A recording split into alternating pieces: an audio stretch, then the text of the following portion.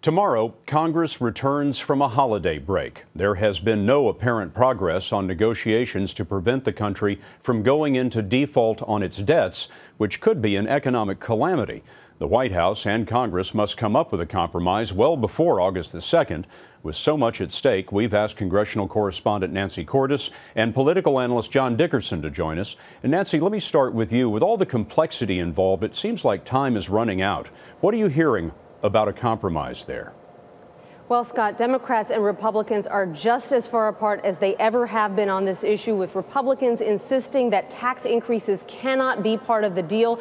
Democrats saying they can't get to $2.5 trillion in deficit reduction, which is what the Republicans want, without tax increases. And so we're now starting to hear some talk about a mini deal. That's where Democrats and Republicans would agree to the $1 trillion or so in cuts that negotiators have already agreed to, and increase the debt limit to get the country through about another 6 or 8 months. And then Democrats and Republicans would go back and try to tackle some of these thorny issues like tax reform and entitlement reform that they think could cause more savings in the long run. John, that sounds like kicking the can down the road. What does the White House say about that?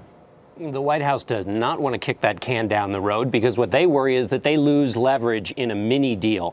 They have to essentially agree to $1 trillion in spending cuts, but they get none of the tax increases that they want. They only think Republicans will agree to those tax increases under the pressure of this deadline, and if they agree to a big $4 trillion deal, large enough that they would be able to agree to those tax increases. The problem for the White House is the clock is ticking and time's running out. Nancy, is there anything on the books in terms of meetings with the president and the House and Senate leadership?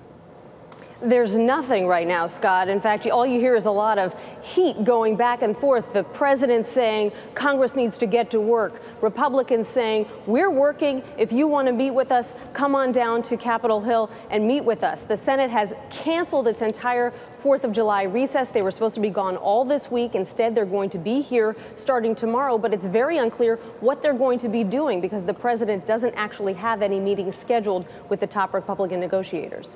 Of course, on this July 4th, it's a day for parades, and we saw a lot of presidential candidates in parades today. There was Mitt Romney in New Hampshire. We saw Michelle Bachmann in Iowa. And I wonder, John, if I asked you who's ahead in the money and who's ahead in the polls, what would you say about the Republican race right now? It's the same answer for both. Mitt Romney, in the money race, he's well ahead of his opponents. Although he hasn't released his fundraising total for the last quarter, everybody expects him to be way ahead of the field. That's not exactly the same picture in the polls. Romney is ahead, but in some states like Iowa, he's tied neck and neck with Michelle Bachmann. And even in those polls where he's ahead, his support is soft, people telling pollsters they could change their mind. And Scott, I'd add that here on Capitol Hill, there's been some surprise at the amount of energy and enthusiasm Representative Michelle Bachmann has been able to generate on the campaign trail. You mentioned she was in Iowa on this 4th of July. That's a very important state to her. Even President Clinton said this weekend, I don't agree with anything she says, but she's got a lot of juice. Nancy, John, thank you very much.